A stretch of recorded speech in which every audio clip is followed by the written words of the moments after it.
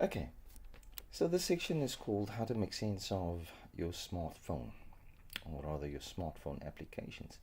And in this section, we'll cover different aspects of the cell phone. So sometimes there are things that your cell phone come preloaded. Let's call that the stuff in there. And then there's things that you might want to download, and those are the stuff that's out there. We can categorize some of our applications as standalone applications, which means they work independently of other applications or even the internet. And there are cellular service dependent applications. Those are the ones that is dependent on your service provider. And then you've got the internet service dependent applications. Those are like your social media sites. We also look at how these various applications are integrated into the business area and how it can actually apply to various business activities. Some of these applications are integrated with each other, and also how your mobile apps use web service applications. So to begin with, we see that there are things that's in your cell phone. And if we look at your screen, you will probably notice the images on it known as icons, and you can see that there's a lot of applications that it comes with. And the way to relate to these is a little bit like, when we back in the day when we had the Swiss Army knife that was all the rage, and you had all these different gadgets or tools that was inside of this one massive big device. So your cell phone is a little bit like that. It's got all these applications that potentially can provide you with various kinds of services that can enhance and make your life a little bit easier as a business person, small business. So if we look at the cell phone, essentially substituted for a whole lot of these altered, very traditional kinds forms of communication tools that we use. To start off with, we had the landline, and then we had the radio, and you can see we can sometimes use the camera.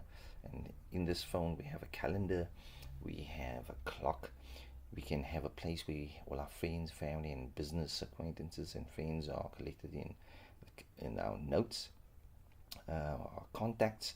We have notebooks where we can actually take notes, either with a stylus or sometimes with your finger these days with our touch screens. We have a recorder.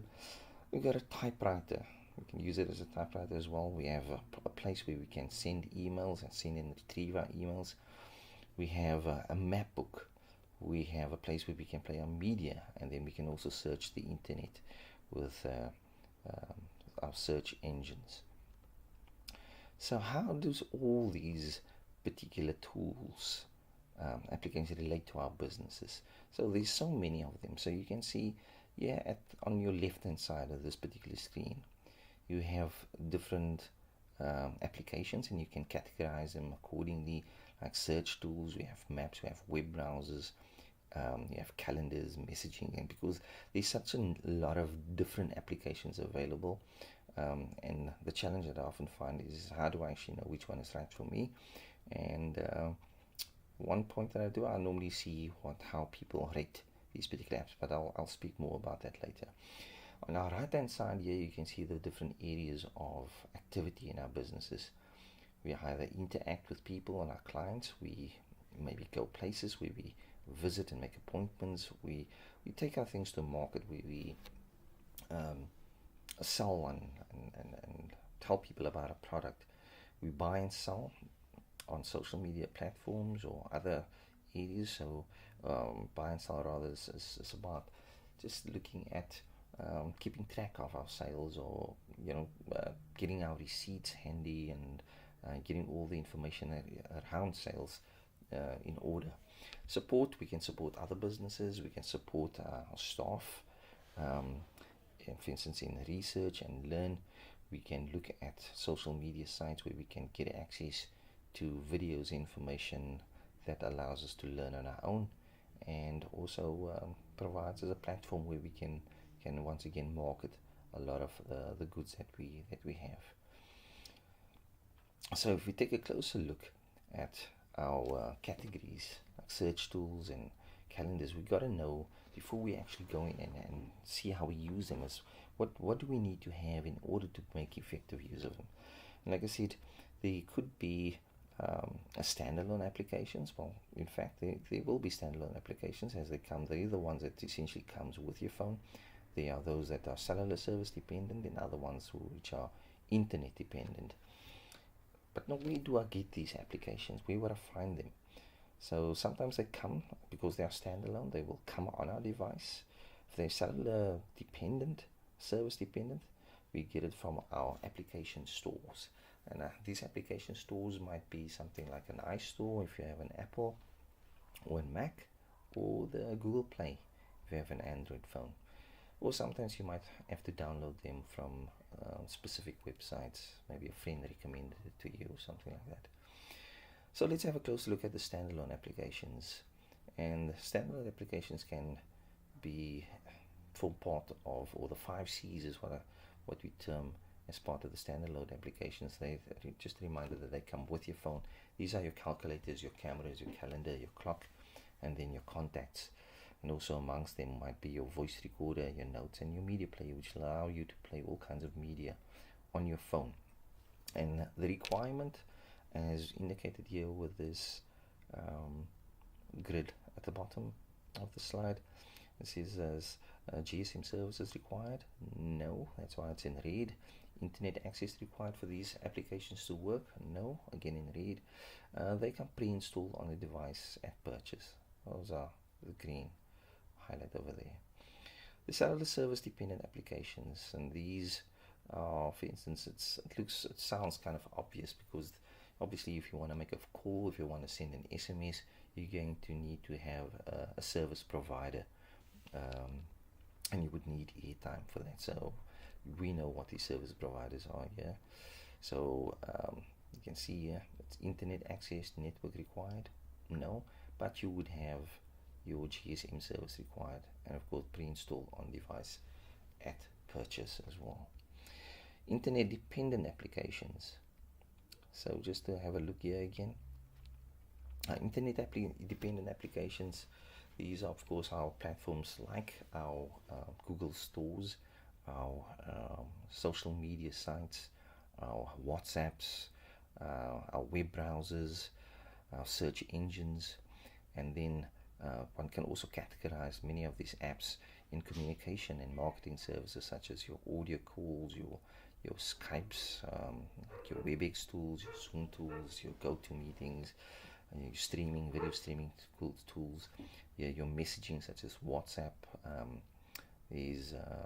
what's this, Facebook Lite, Messenger, your social media services here again, Facebook, LinkedIn, Twitter, and of course your mail. So here again, online banking, you can categorize commercial services for money management and trading.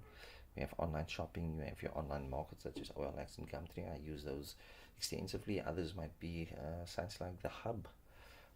There's so many of them. Search engines like Bing, Google, weather services, and of course your news services, News24, very popular as well. These are your information services. You can get your online radios, music, iTunes, and online storage. I make use of Google Drive. Some people make use of OneDrive and Dropbox. Your maps, these are your go-to places you travel in transport. And you can see internet access required, but essentially you don't need your GSM service required, and that might be because you might have get access to Wi-Fi hotspots that will also allow you to save your data but still get access to these valuable kind of applications to make your life a little easier.